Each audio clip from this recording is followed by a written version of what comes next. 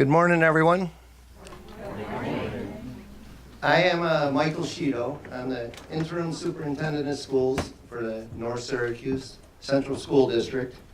And it's great to see representatives from so many different schools and school districts here today. On behalf of the North Syracuse Central School District, I want to welcome you to Cicero North Syracuse High School. It's an honor to have you all here today. And I want to extend a special welcome to our distinguished guests from local, state, and national government, including but not limited to the Secretary of Commerce, Gina Raimondo, and the Governor of New York State, Kathy Hochul,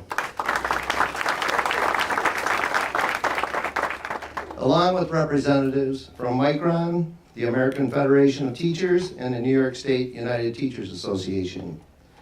We are excited to host this important event right here in North Syracuse Central School District, the future home of Micron's semiconductor chip plant.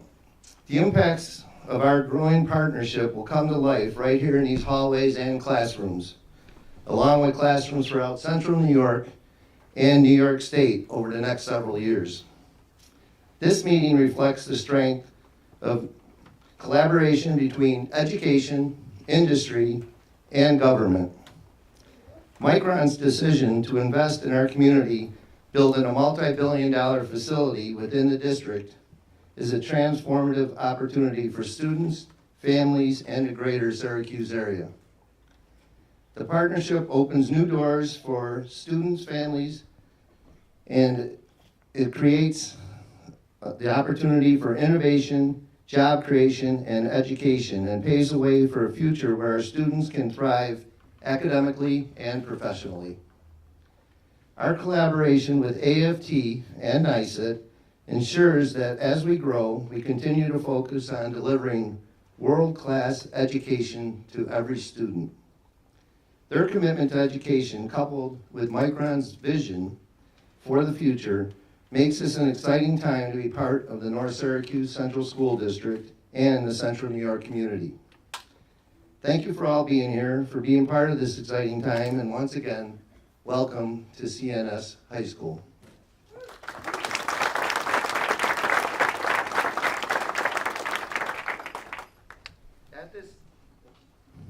At this time, I am honored and proud to introduce the Secretary of Commerce, Gina Raimondo. She is focused on a simple but vital mission: make America more competitive by spurring good-paying jobs, empowering entrepreneurs to innovate and grow, and advancing our economic and national security. She has championed President Biden's Investing in America agenda, including the CHIPS and Science Act. Secretary Raimondo has been called America's point woman on AI, and was featured on 60 Minutes for her leadership on national security issues, including U.S. semiconductor chip production. Secretary Raimondo was formerly the 75th governor of Rhode Island and its first woman governor. As governor, she kickstarted the state's economy and made record investments in infrastructure, education, and job training by focusing on creating economic opportunities and good-paying jobs for all Rhode Islanders. We would like to emphatically thank the Secretary for her influence and support in bringing the Micron semiconductor chip facility into our community and the greater Central New York community. Please welcome Secretary Gina Raimondo.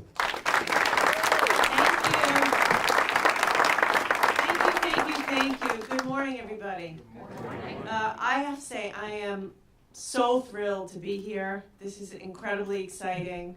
I was a former governor, so when I saw on my schedule that I got to be in a local public school with teachers and principal and superintendent, it reminded me of being governor, a job I loved, because I just love being in the community and actually meeting the people who you serve and who you work with. I have a lot of thank yous myself. First and foremost, I have to thank the woman to my left, Randy Weingarten, incredible leader of the AFT. This entire initiative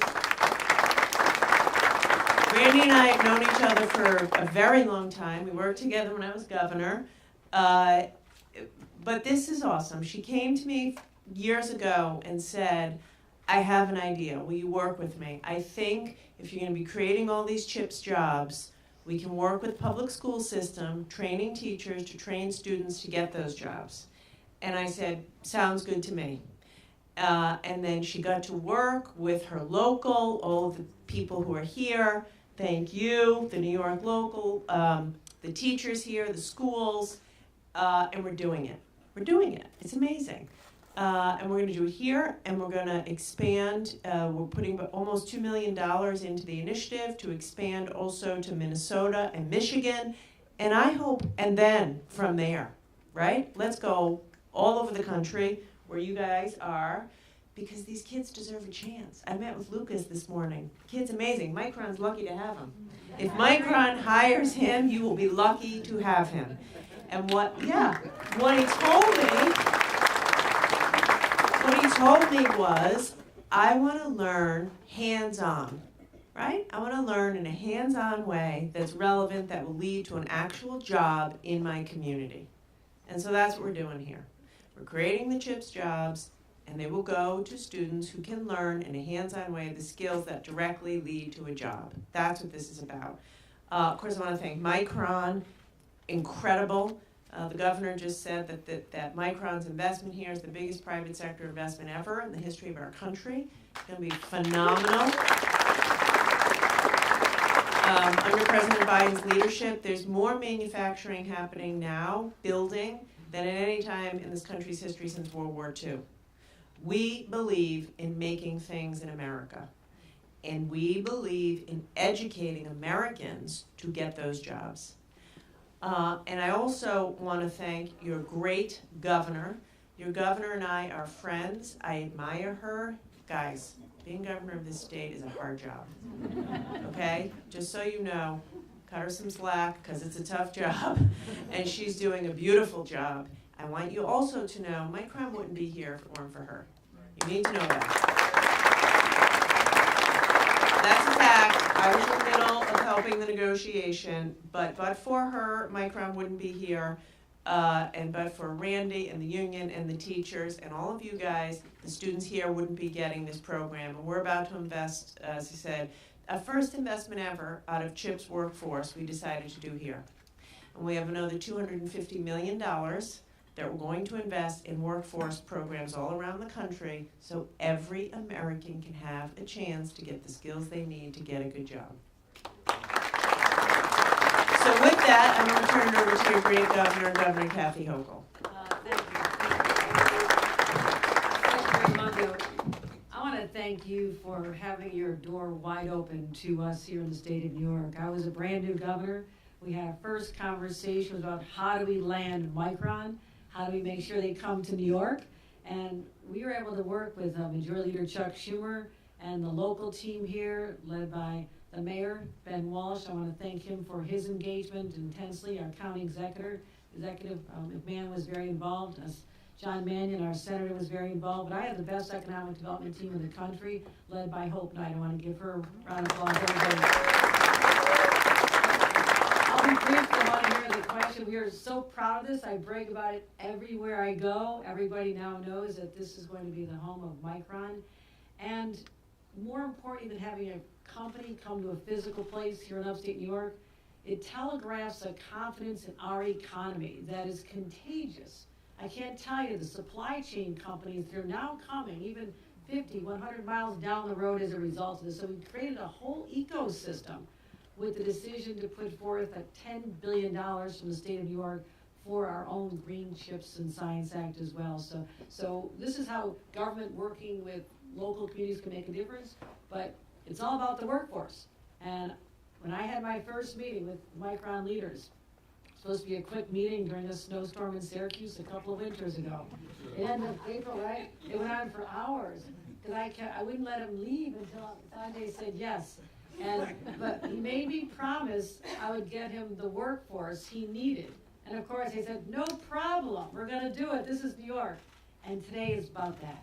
This is about planting the seed in young people and getting them excited about these careers that'll lift their families out of their circumstances. And I thank Micron for going to the heart of the city of Syracuse, where people do not have that chance. They do not have a family member who's gonna be able to show them the path forward. We will do that, and Micron's local investments are making that difference, so every child has a shot at the American dream when they get the education we're gonna be talking about here today, and also replicating that all over the state of New York. So this is why I'm most excited about this project of anything, and the Biden-Harris administration made it happen. I'm forever grateful to them as well. Thank you very much. Thank you, Governor.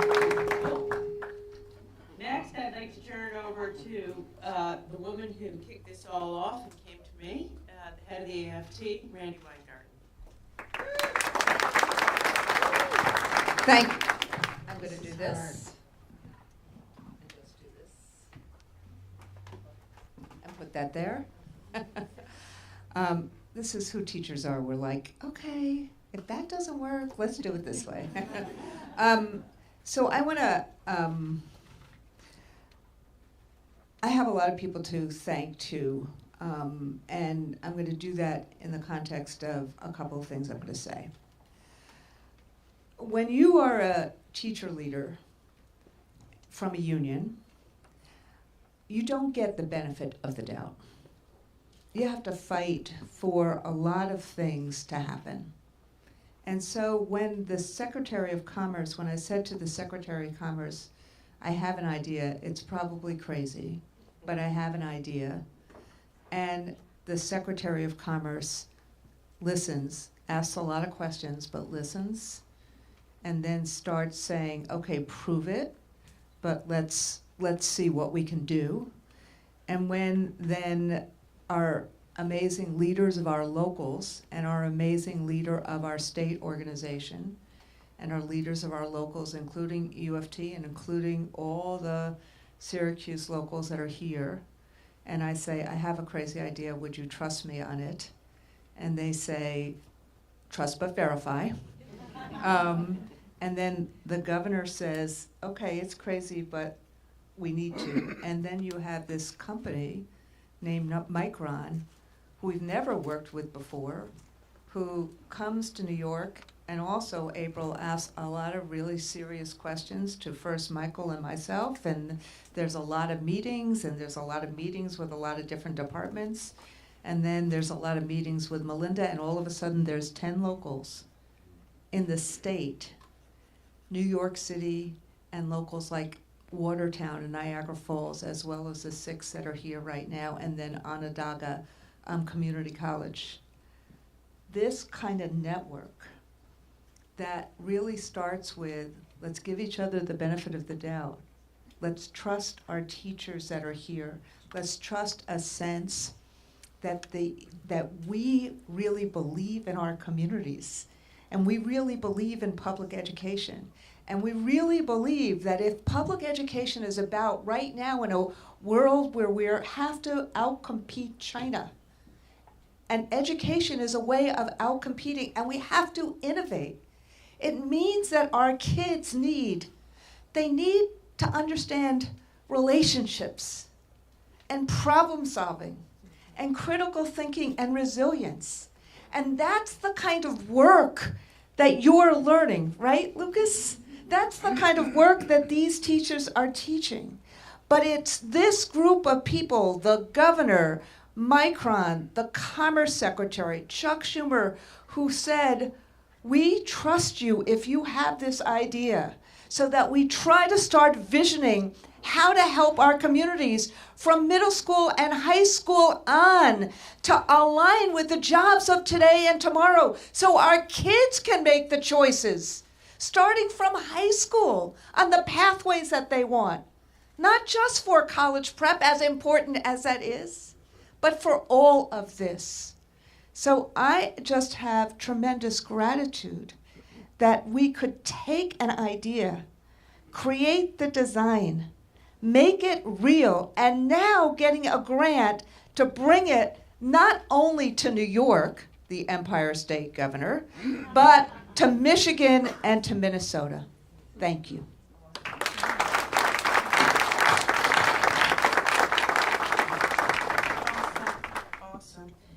April, tell us about the Micron perspective. Yes, absolutely. Good morning, everyone. Secretary Raimondo, Governor Hochul, and my great partner down the table, Randy Weingarten. We're honored to be part of this. And everything that you just heard from Governor Hochul, from the Secretary, from Randy, this is why Micron is here. This is why Micron is able to grow and build and bring manufacturing, semiconductor manufacturing, to the U.S. and to New York, and specifically Central New York. Of course, when we were making this decision, there was a lot of due diligence. As you can imagine, this is a big investment. And all of the financials, of course, had to work. But it was so much more. Our decision was so much more. It was about the partnerships, it was about the relationships, and it was about the commitment.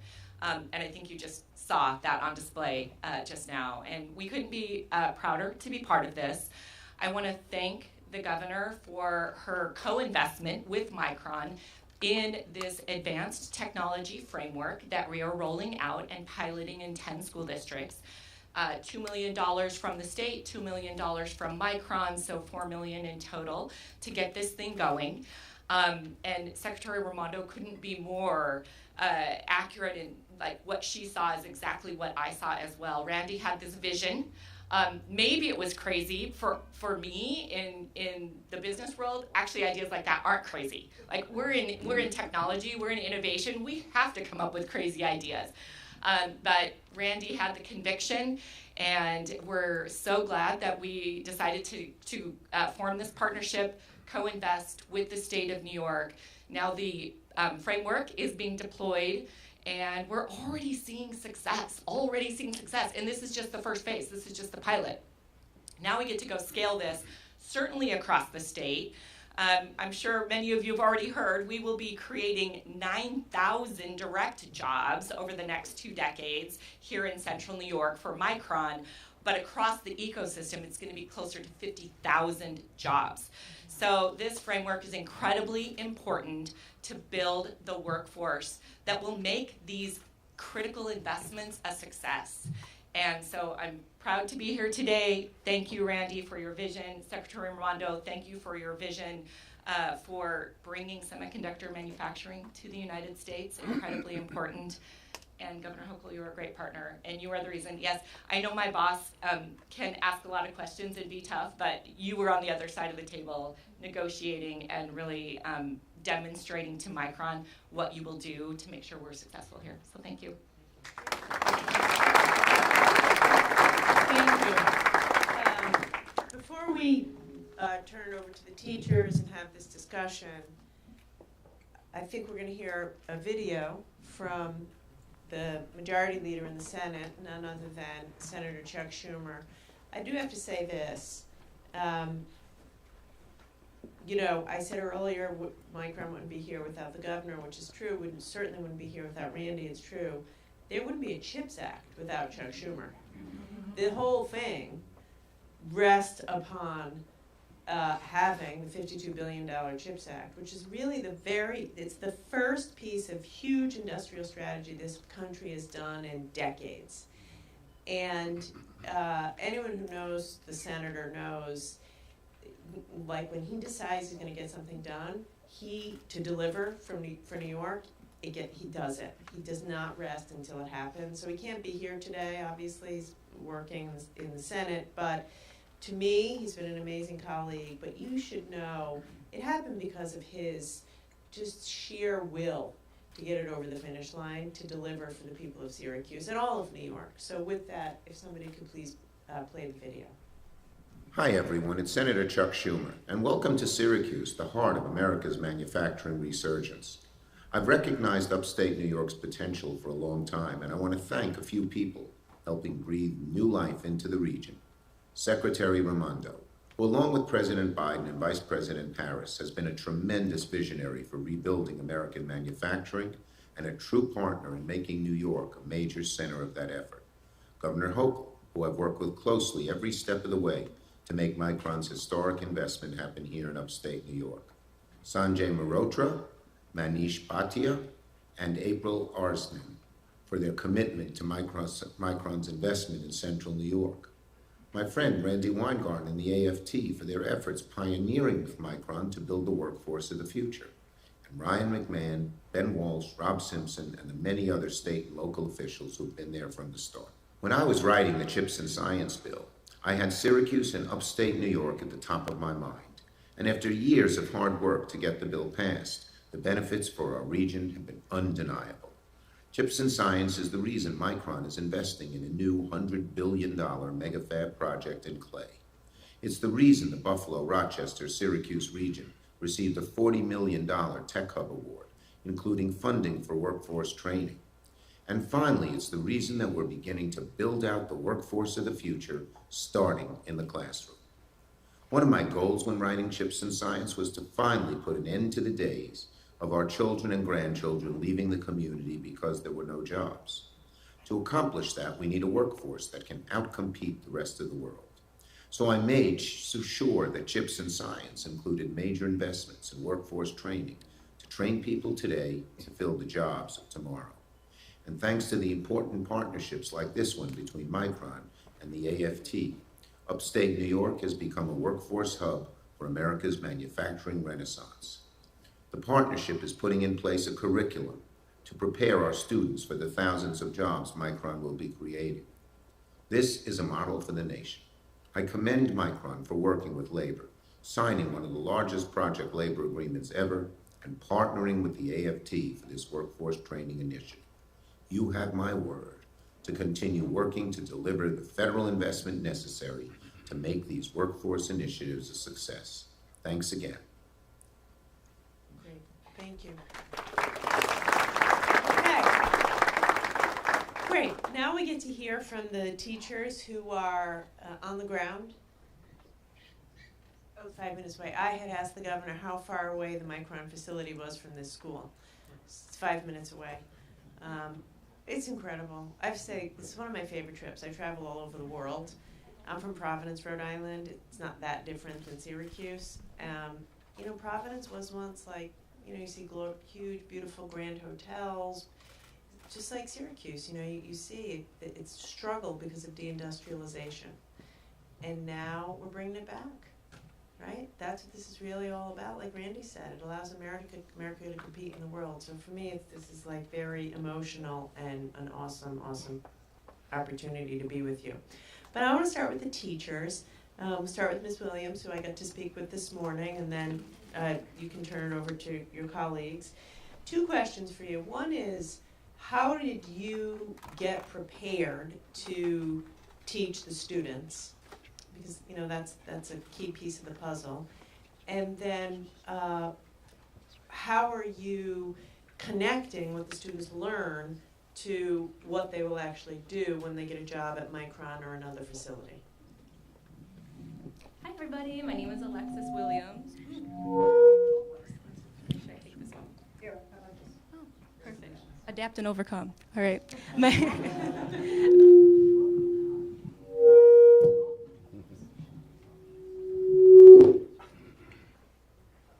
Are we better? Is it still on? Oh, okay. All right. Hi, everybody. My name is Alexis Williams. I'm a technology education teacher here at Cicero North Syracuse High School. And I did a few things to prepare for implementing the framework. I kind of first started off working with the CHIP camp. I did CHIP camp with the Micron people for the last 2 years. They offered it in the school district. I then transitioned into, I did the volunteer work with Girls Going Tech, which was awesome, phenomenal, highly recommend. After we did Girls Going Tech, they came and they offered us the opportunity to actually visit the plant in Manassas, which really helped frame everything that I needed to know. You have to really see it with your own 2 eyes to understand the scale of what we're talking about. And it wasn't until I went there to see that everything else started falling into place, and then I could kind of conceptualize what needed to be done. After we went on the trip, then they offered us the summer PD working on the advanced framework, which was phenomenal because for the first time in my career, and I've been teaching for 7 years, not like a huge time, but I got a little time under my belt.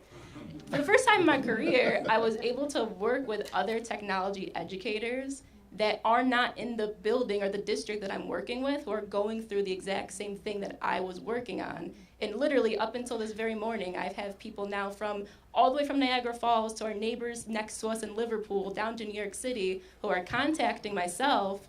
What are you doing with your kids? What's the curriculum that you're working on? What's working well? What's not working well? that was the game changer for me, and that kind of put the fire underneath me to say, all right, here's the framework that I got. How can I make this possible for my students? So it's kind of, I guess, how I prepared to implement it. Once I got through the implementation, I started writing some curriculum. I'm doing one of the first pilot classes. Lucas is a part of my pilot class. Phenomenal. And one thing that I'm really focusing on out of the framework, and I learned this through the PD, and it all really started to connect together, was we really learn by doing. What did John Dewey say, the great pillar of American educational philosophy? We learn by doing. So once I allowed my students to experiment working with their hands, everything else kind of started to fall together into place. And you do that 2 ways. We're going to focus on design thinking, and then you also should be focusing on hands-on experiential learning. Once they're getting the experience and they're doing open-ended problem solving, they're going to acquire every skill that they need to be successful in any outlet that they choose. Now, ideally, I'm the technology teacher, so like would I love for you all to be technologists and engineers? Absolutely, that would warm my heart. But that's going to benefit you. If you could be a police officer, you could be a teacher, you could be an EMT worker. You're going to have to work with design thinking and working with your hands. When you teach somebody how to think, you teach someone how to learn. When you learn how to learn, everything else flows much, much, much more easily. And that is, I have my framework with me. That is the best part about the framework. I want to like yell this to you guys, okay? This framework, it exemplifies working with your hands, which is what our kids need to be doing to get the skills to be moving forward exponentially. Technology is evolving at an exponential rate. Teach them how to think. Everything else is going to fall into place. And the PD really helped me kind of put that together. So I would advocate, if there's any school district, any teacher out there that's going to be working with the framework, bring them to Manassas. Let them see the concept of what we're talking about, but then let them sit together because we're all qualified professionals. Teachers are qualified professionals. I can't invest in him until someone invests in me.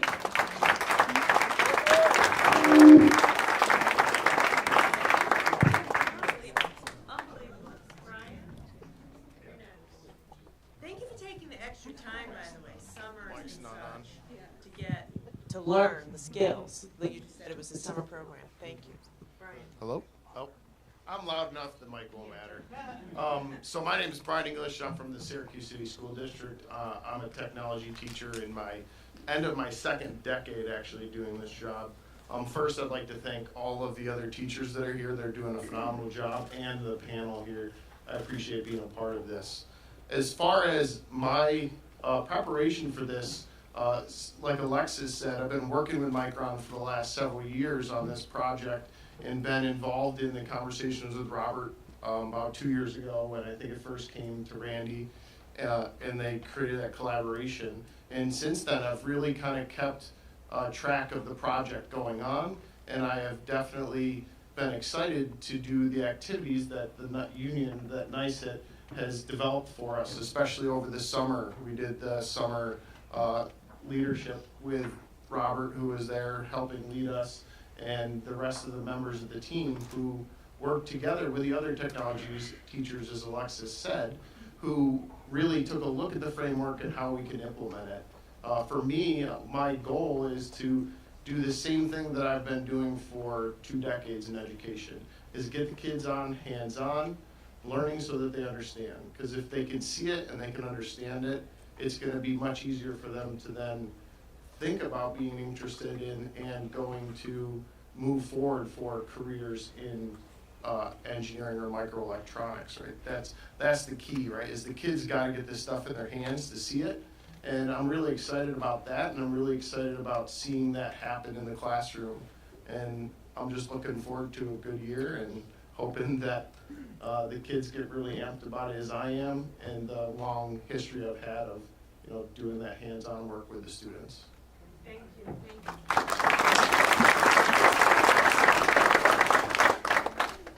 All right. Third time's the charm, I think. Pretty good. Hi, so my name is Sarah Loudon. I'm a technology teacher at Watertown High School. So we're about an hour or so north, a little bit if you're going towards Canada. This is my 6th year teaching. I love what I do, genuinely. Obviously, as a teacher, you get into it for the money and fame, clearly. But I love working with these kids every day. We have amazing kids, especially some of these that are coming up in this generation. So as far as preparing, we did all go to that professional development, which was great. Going to the facility in Manassas was amazing because you kind of get a picture in your mind, almost when you read a book, and you're like, okay, I think I've got a grasp on this, and then you get there and you go, whoa, okay, there's a lot to unpackage here. But being able to see it and see the passion for American jobs and seeing the variety of jobs, right? Because at the end of the day, this facility, we're not just talking these engineering and microtechnology jobs, which are important. We're talking everything from human services to transport and all of these things that could impact our large groups of students. For me, I'm really excited to be able to give some of my teaching a why. So obviously we have a why. You go to school, you want to graduate. It's really, it's important. It's kind of a hallmark of entering your adulthood. But for a lot of students, they say, well, maybe my parents didn't graduate, we're doing okay, or they're not going to school, and, they're doing okay.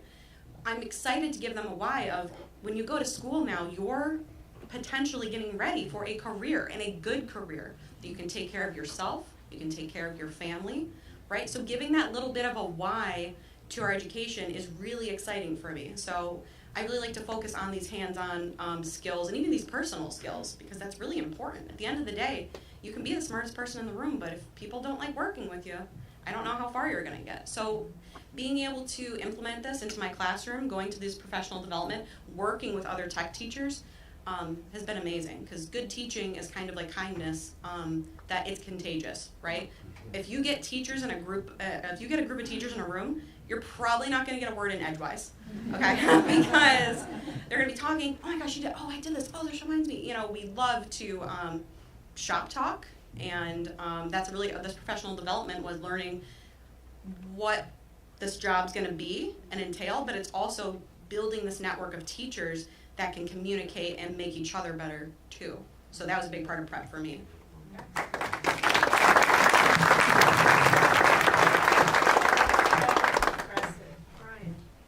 My name is Brian Wilson, and I've been teaching at Watertown City School District for 26 years. And I come from a long line of technology teachers. My father, 30 years ago, said to me, if you want to stay in the local community, you're probably going to be working in a hospital, you're going to be a teacher, okay? And with this, we have created more opportunities, which is amazing. So I did the Manassas, Virginia trip. I did the Syracuse PD during the summertime. It was amazing. At first, when you start something, you don't really know kind of where you're headed. But being that we're kind of at the beginning of all this, it has really been great to have those professional developments and kind of see where we're going. And it's really created a lot of excitement, not only for the teachers, but for the students as well. So the cool thing about this for Watertown City School District is it has, with not only just amazing opportunities, it's come with some funding, which is always important when these things are taking place, because one of the coolest things that happened for us was with the equipment, we are able to now have a really, really nice technology lab in our high school. That is amazing because our kids deserve that. So there's been a lot of really, really positive things. And the best thing for our kids and the best thing for our state is having things like this, because we have opportunities here in New York now that we didn't have before, so students don't have to look outside of New York for these amazing jobs and opportunities, and jobs that pay well, have good benefits, and can really bring those guys in there. So I think that's really, really crucial, and I think that's a great opportunity for our kids that they just wouldn't have had before.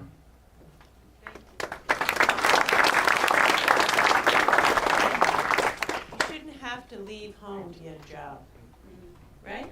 This is home for people, and we want to, if they want to stay here, you got to be able to stay where you're from and get a great job. April, I'm going to turn it over to you. Yeah, absolutely. People often ask why Micron is investing in things like this. And I think for those of you who are starting to get to know Micron, you are starting to realize and see evidence that Micron considers people strategy as a business strategy. It's not just something extra. Investing in workforce, our existing workforce, our future workforce, our communities where our workforce lives, is part of our business strategy. We spend billions of dollars in construction, in purchasing the equipment that produces our memory chips, in R&D to make sure that we are competitive and we've got leading edge technology. All of those investments, incredibly important, but none of them actually deliver return for our company if we don't have the appropriate people investments. So for us, investing in our future workforce just makes business sense. It delivers a return on all the rest of the investments. And for the scale of the workforce that we are going to need in this region, we're going to have to activate all of our options, all of our resources, all of our school districts and teachers, and partnering with all of the unions to make sure that we can together collectively bring this to life. And that's exactly what we are doing today. In terms of what we're trying to achieve and how we go do that with students specifically, you heard a couple of references to Chip Camp and Girls Going Tech, and thank you, Alexis, for volunteering to help us support those. We require a lot of teachers to pull those things off. We do go direct to students, but we know we just can't reach every student, but educators can. And teachers can. So the more we invest in our teachers to give them this framework, to give them the tools, to give them the lab, they're the ones who are really going to do the work in inspiring students to pursue STEM, to give them the skills and the capabilities so that they can be competitive for these jobs and they're prepared to enter these jobs, whether they want to start the moment they graduate, if they want to start in an apprenticeship program, or if they want to go on to community college or a four-year university or go into the military, and then when they return, they can go through a transition program that we've developed and they can join Micron.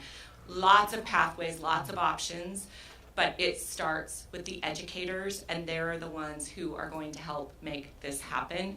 So we are grateful for the partnership. We know this is going to create the workforce that we need at the scale that we need, and it's going to create opportunities for everyone in every corner of Central New York and across the state. The number is big. We've got a lot of jobs to fill, and we want to make sure everyone has access to these jobs. So thank you again. A lot of work to do, of course, but these investments are going to pay off for all of us in technology, in semiconductor, and in Central New York.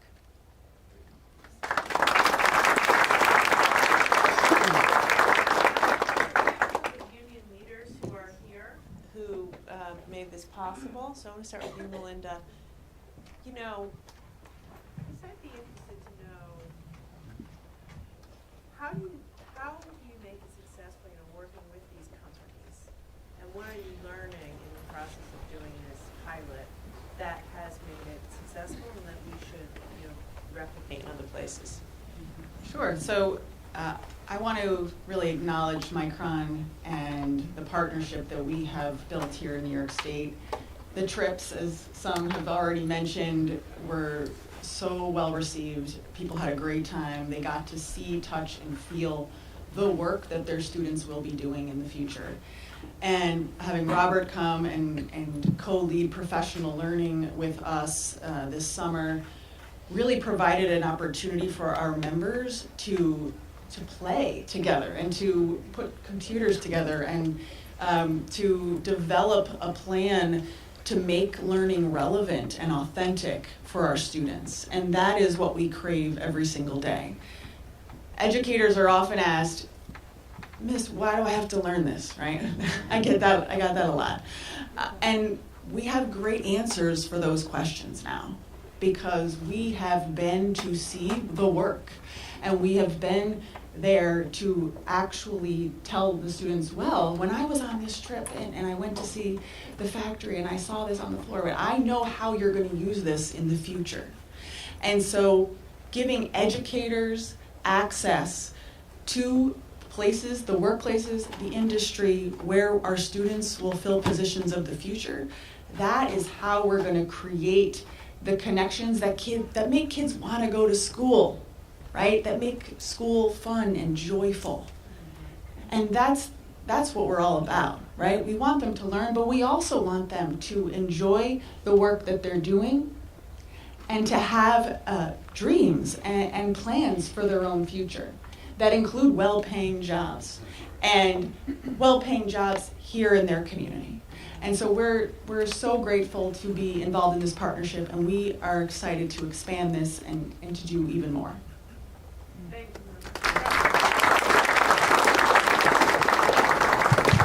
Yeah, I think for me, as someone who started my career as a teacher, I have enjoyed seeing the excitement in teachers, and then seeing Lucas here reminds me of the excitement of young people who participate in STEM programs, and I think that I'm just thrilled. And I would leave folks with three things. One is part of our goal is to nurture the dreams of students, but also support the hopes of communities like this. And then the last thing is that some of the most passionate and long-winded people, like myself, are teachers, because we have a lot to say. But I also think that the solutions for some of the greatest problems in our democracy sit with teachers. And so I want to publicly thank the educators for taking the journey, and have certainly enjoyed working with all of you and learning from all of you, and look forward to all of the next steps. But also want to encourage people to look at the Educator Hub that we launched at Micron. It's an opportunity to scale our work for people who can't participate in this, and looking forward to some of the next steps. And the thing that Governor, is not very public because it's something that we did because it's the right thing to do, is that we supported students in the 10 districts to attend Syracuse University for summer college so that they could take the first semiconductor course at Syracuse University this summer. And it was an amazing success. So just thank you for your support.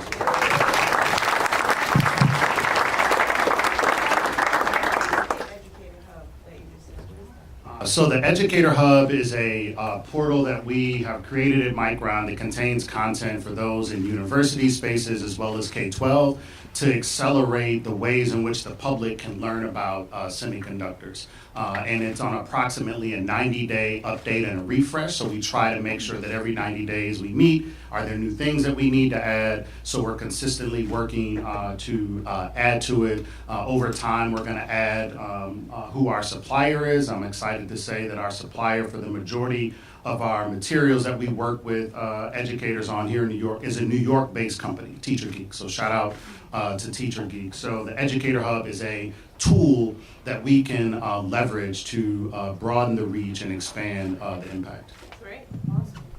Okay, Lucas, you need to tell us, why are you doing this? Do you like it? What are you getting out of it? And just tell us how it's going. You know.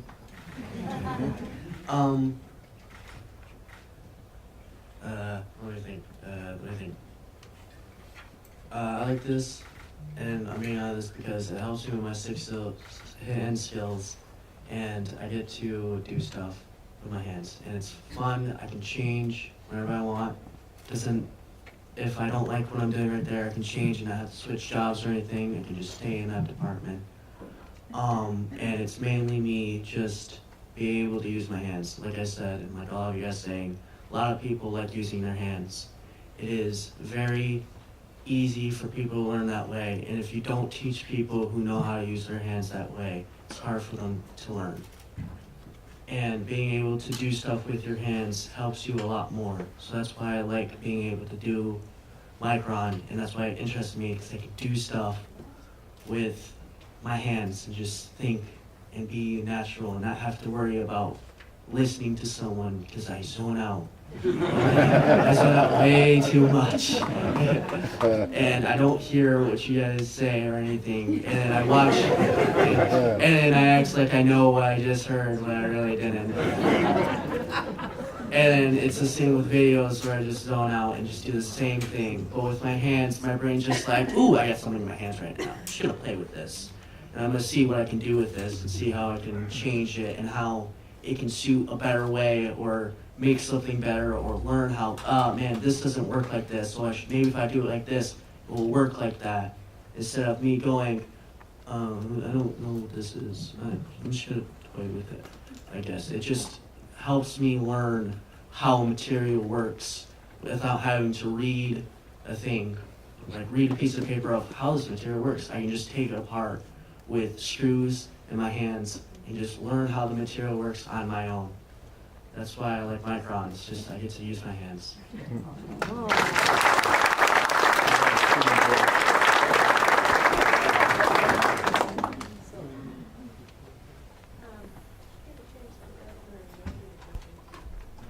No, the more I listen, I'm just, my jaw is about to drop. When we landed Micron, I never could have anticipated the ripple effect that it has to our education system.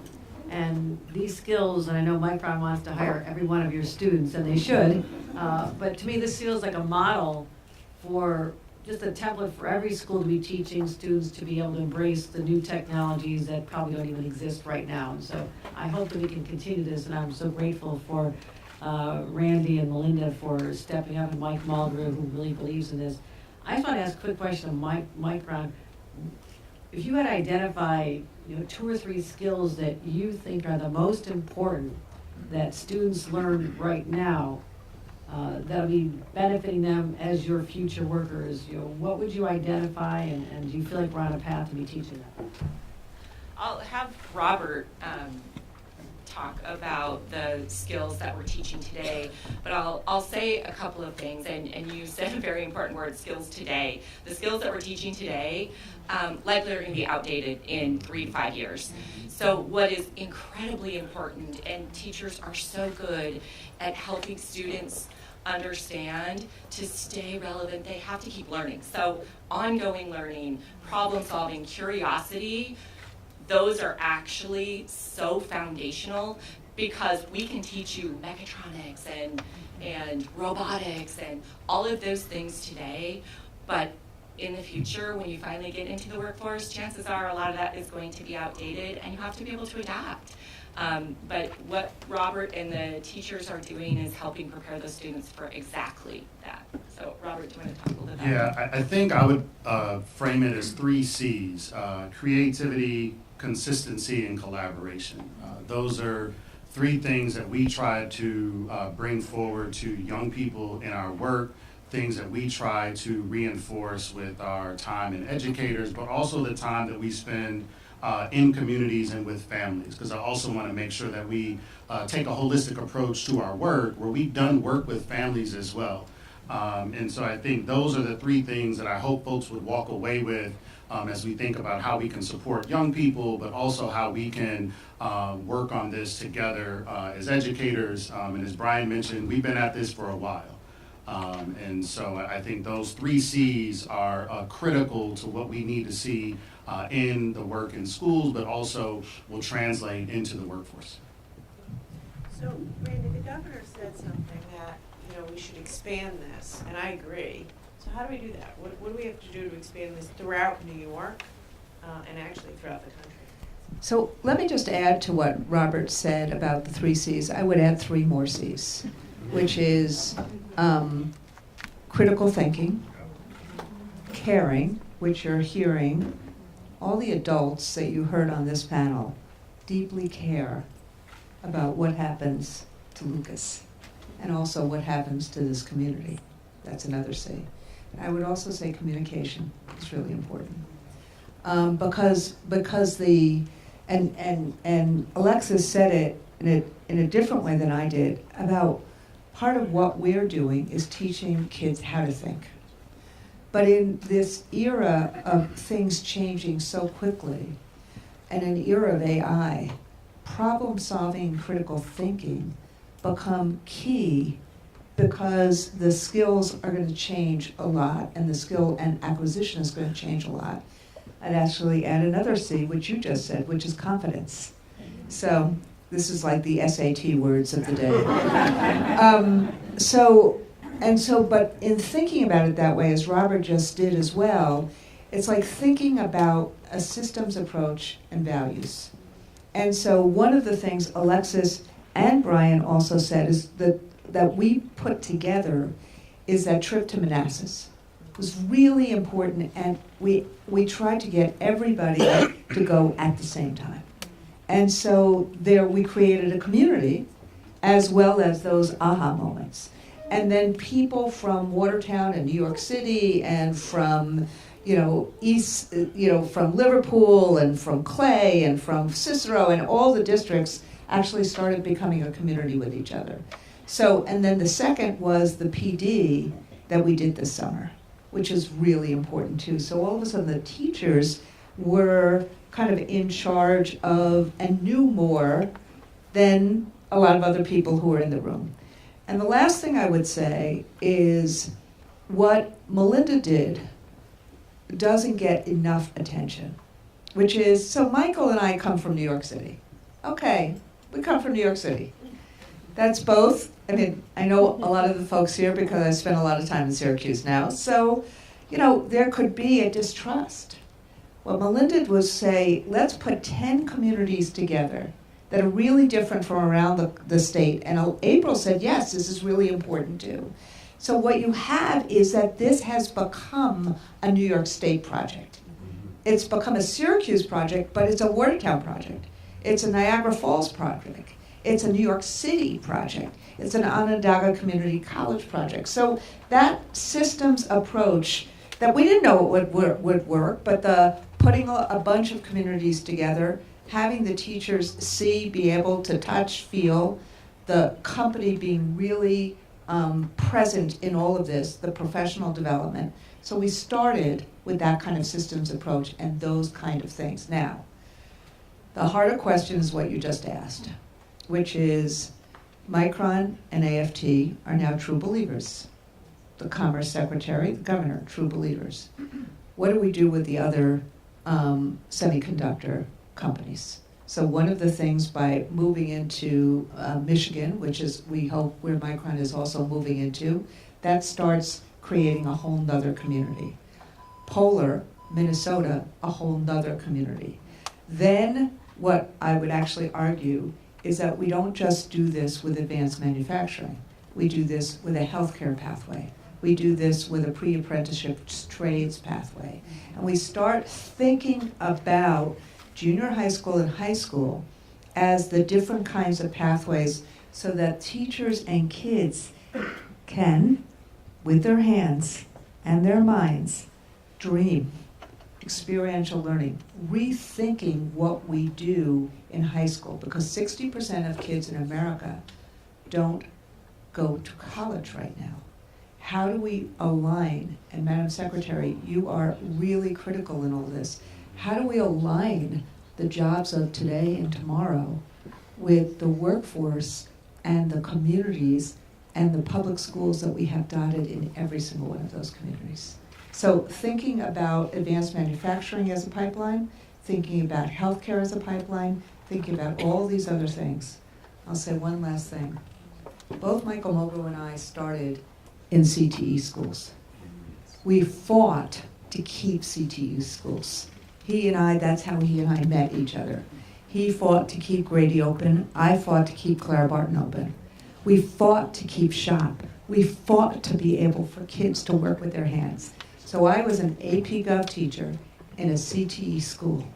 We understand how experiential learning is really important. Thank you.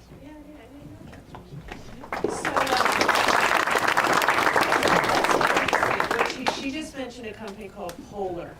For those of you who don't know, 2 days ago, we at the Commerce Department made an announcement that we're giving $123 million of CHIPS money to a company called Polar, which makes power chips for airplanes and cars, and the company's in Minnesota. So they're going to double, with our money, they're going to double in size. And we have to figure out how to do this in Minnesota with Polar. So it'd be great if Micron could help us educate Polar, I don't know, the governor of Minnesota is busy at the moment, but. Out of room here in New York. So we'll figure that out later. But we need you guys, everyone. I should be a teacher, I'm giving homework. We gotta help these folks in Minnesota to do exactly this. Because the thing that I've learned, I did a lot of this as governor, you need the company, you really have to start with the jobs. You have to get the commitment from the company to do the hiring. I mean, I don't know, Lucas, how would you be, how do I ask this, not putting you on the spot, but like, you must be interested to take this because you're gonna get a job at Micron. Would you be as interested if Micron weren't here? Yeah. I would. If Micron wasn't here, I would feel like that I wouldn't really need to do it because I would have to go farther away to be able to do it where I want to stay in New York City because it's my home, it's where everyone lives, it's where I know. Well, I have to go for unfamiliar territory. I would feel like that I would not work at Micron anymore because it's harder, well, it would be hard for me to get a job there because I would have to travel states and the schools wouldn't be teaching me how to do stuff in Micron anymore. So. Yeah. So that's the key. And so if we wanted to do this with, say, healthcare, we would have to begin with healthcare companies, hospitals, et cetera, who step up to the plate and say, we're gonna help you with the curriculum and we're gonna hire the people. Your point on, And we're doing that with the Bloomberg Foundation. We've done it, so we're doing that. Bloomberg Foundation has done about 12 pilots, of which we, AFT, are in the midst of 4 of those 12 pilots. We've done it in Washington, D.C., we've done it in New York City, we've done it in Boston. But it is frankly the same model that we've learned in what we've done with Micron and with you. that's interesting. You mentioned that someone called me America's point person on AI or the government's point person on AI. So we're going to be building a lot of AI data centers in this country. Take a guess. I was surprised. I met with all the big companies the other day, Microsoft, Google, Amazon. They're building these huge data centers all over the country. I'm sure you'll try to get one or some. We have our own. I'll tell you about that, come on. We have Empire AI, which was an initiative in our state budget last year. New York State is in the process right now of building the largest supercomputer for AI it'll be outside of the private sector. So we are democratizing AI. It's a $400 million investment being constructed at the University of Buffalo. And universities and our SUNY system and our city schools have all bought into this, so our teachers and researchers and get federal grants are going to democratize AI and put it in the hands of the public sector, because right now all those companies are building it for their own use. So we're the only state in the nation doing this, and we're doing it right now. It's underway. As usual, she's a step ahead. What I was going to say is, guess what the most jobs that these AI companies will create? The thing that they need tens of thousands of. Electricians. Is any students here, any high school students, go be an electrician? I'm not kidding. Electricians and pipe fitters. I'm thinking of this because Randy, you just said pre-apprenticeship of the trades. So I was talking to the CEO of Microsoft, and they are kind of stressed, or not stressed, but anxious that this country needs tens of thousands of electricians because these data centers are complicated. The electrical work isn't simple. The cooling systems for all of these chips and such. And those are amazing jobs. Like you were saying, you want to work with your hands. Obviously, you need to know all of these C's, but we got to get on it because those are excellent jobs. You should hear what they're willing to pay for a fully trained electrician, and you'll have a career. You look like you wanted to come in on this topic, Melinda, or anyone want to come in on it, but we've got, these are real. This is real. AI isn't just, MIT electrical engineers or coders. We need everything else, and they're good jobs, and we can do these pre-apprenticeship programs just like this. Yeah, I was just gonna add, there's been an evolution over time of how people think about career and technical education. And I think it's really important for our students to see that this work is respectable, good job work, right? And I think there's been an overemphasis on everyone must go to college, must go to a four-year college, you know, but what's really important is that our students are finding the path that excites them and that makes them want to get up and go to work every day, right? That's what we ultimately want. We've narrowed our curriculum to such an extent that a lot of the good stuff that brings students joy, music, the arts, right? All the hands-on stuff has been really sucked out of our schools, and we're busy putting it back piece by piece right now. But it has to be a priority for us as a nation that we get back to that type of work. I've got a note that says I need to wrap up. But I do want to I have a couple minutes left. First, I want to thank you for hosting us, the school. I want to thank the teachers. I really admire you. You've been doing this for 20 years and still bring the energy every day. All of you guys bring the energy every day. Spend your summers learning new curriculum to do this. Every single one of us has a teacher who made us better. So I want to thank all of you, especially I want to thank the educators. I want you to know I'm deeply committed to doing this. But I've learned a few things today that I'm going to take home with me about how to make this successful so that we can replicate it. That is the key. I guess I'd like to give each person just a minute or so, or maybe 30 seconds. And we'll start with you, Robert. You know, what should we know? What should we know? What have you learned in doing this work that everyone here should know as we leave today and try to replicate and scale this success?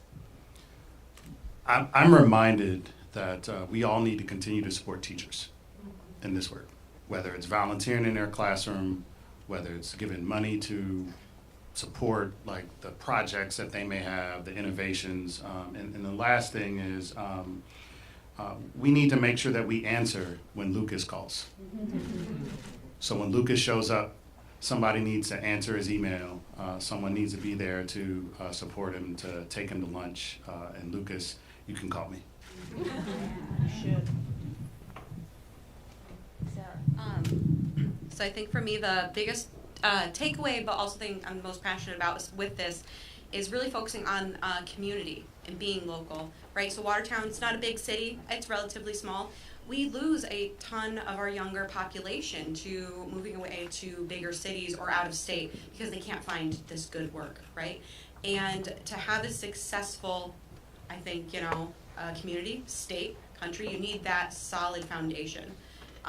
When students and young people have to move a lot, they break some important bonds maybe, like you should be close with family, you should be able to do these things, and a lot of our students really crave that. So I think having something that's local and in the community is going to be really strong to rebuilding and just for us as people in general, right? Having that solid foundation to build on top of, I think is going to make this successful, and I'm excited to see where it goes in the future and how it impacts my community. Thank you. I just want to echo what I had said before, is the part that's the most important here is the kids seeing what they're going to be doing. And I've, for 20 years, tried to do that. Like, everything should be hands-on, and everything, like Lucas has said, and that's what he was the most excited about, and said it a lot of times, is that for us as educators, we need to really show the kids what their opportunities are and show them what is available to them. And that comes in many different forms. It might be that physical form, it might be a video, although Lucas doesn't like video, so I'll remember that for Monday. But as far as what we're doing here is this work just has to continue, right? Like this team that's been brought together is what's going to make this work. And the teachers that are part of this panel are only a small part of the larger community, like Sarah is saying. And I think it's just fantastic to see it continue, and I'm just glad that everybody is really seeing the emphasis on this and how important it is, because for a long time, like Melinda said, shop or CTE or trades was a dirty word for a long time, right? It was like, oh, those kids go over to that career, right? It's something for everybody, and that's important.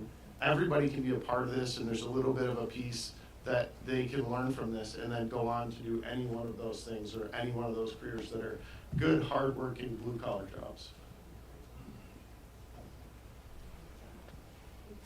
I'll just add, over the last 18 months, I think the biggest learning for me is the importance of partnerships. And that hasn't always been the case. Over the last 18 months has really presented some great opportunities, but some great challenges. And continuing to, in the private sector, continuing to work and think the way we have isn't going to be a recipe for success in the future.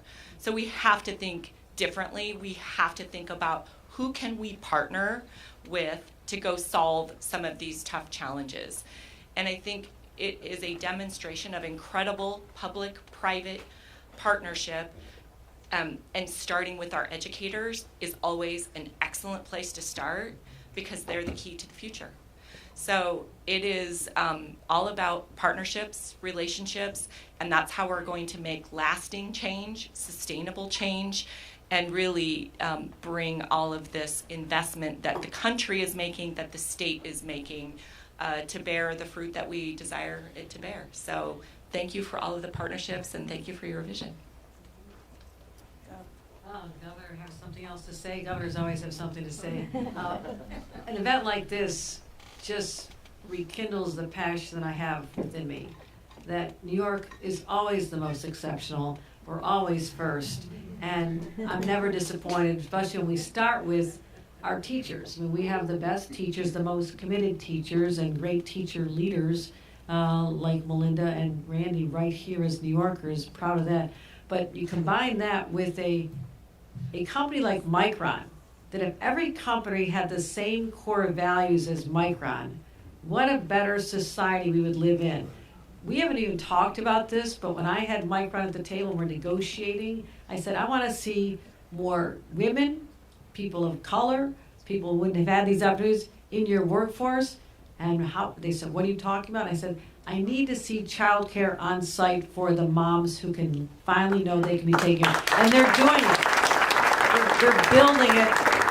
They started building this before they even started building anything else. So I want to lift up Micron and to other companies and say, this is how you get the attention and the resources of a state like New York, because the governor in New York right now thinks this is what my expectations are. You want financial support? I've got it.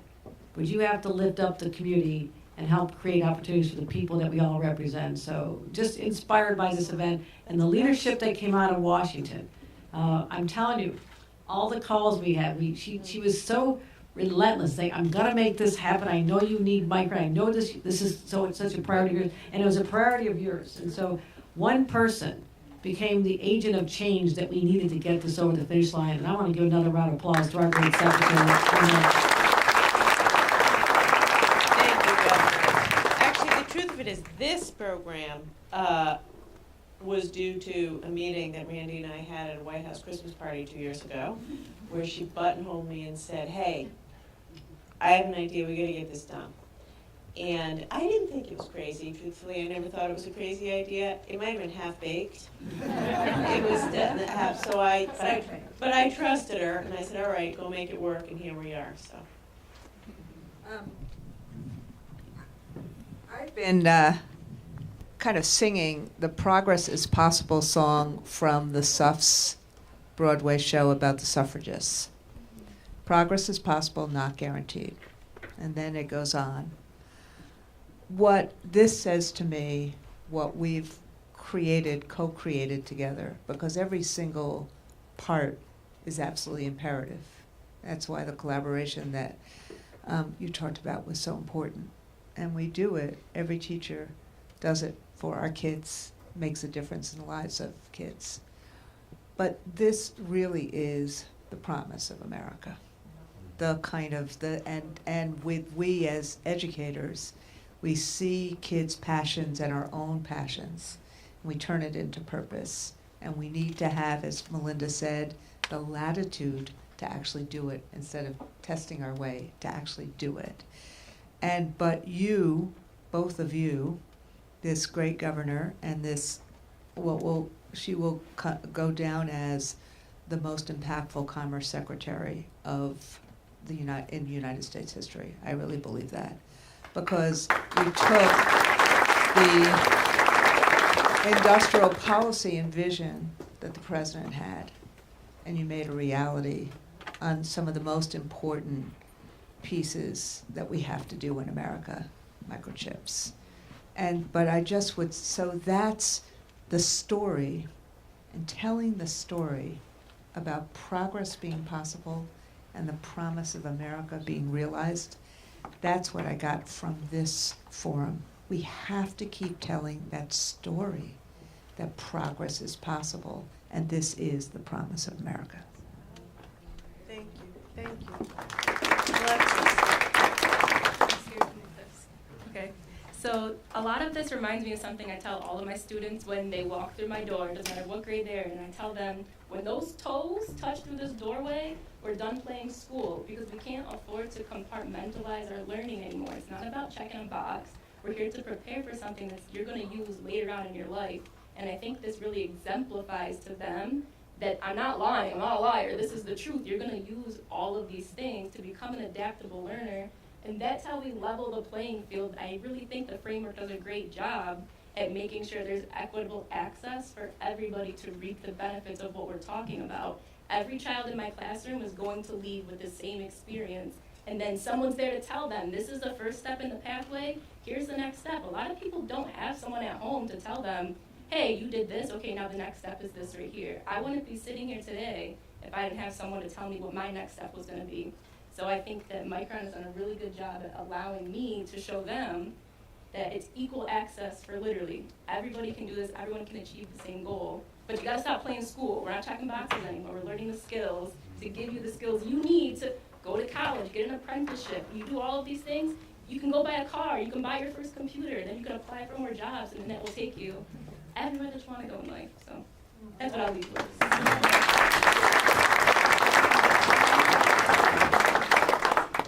Anything else you want to share about the program? No. It's just keep on doing what you're doing. And people will go, make it fun so young people like to join in everything. If you make it so there's actually a chance for them to get higher up on the payroll if they do a good job, if they go the extra mile. Just because that's the days now where it's just you do something, you go the extra miles, and then you don't get rewarded for it, and then people act like this generation is lazy when they just don't get money.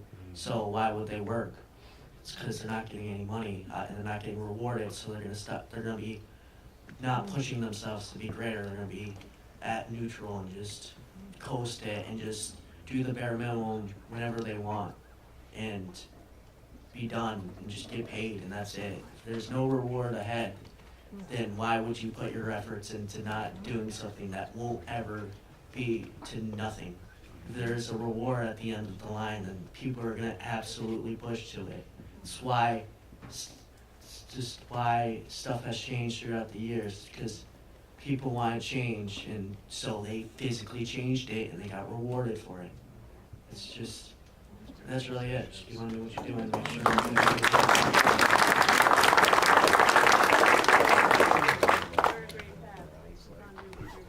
Can I just add, just to piggyback off Lucas's point here, since I have to force you all to listen to me, I'm going to put in my shameless plug, all right? My vision for the program, and I've been sitting on this for a long time, I want to see every kid leave my room with a micro-credential. Like, I think that it is a phenomenal way to motivate them to leave the toolbox. They're going to leave with a tangible tool that they can tell other people, I know for a fact that I know how to read the multimeter. I know for a fact that I know Ohm's law. I know Kirchhoff's law. I passed these tests. Here's what I can do for you. Now what can you do for me? And it's going to motivate them. They're going to leave with something. Unbelievable. Melinda. I think my closing thought is really just looking around at the educators in the room and on this panel, and I'm reminded of the great things that are happening in our public schools across New York State.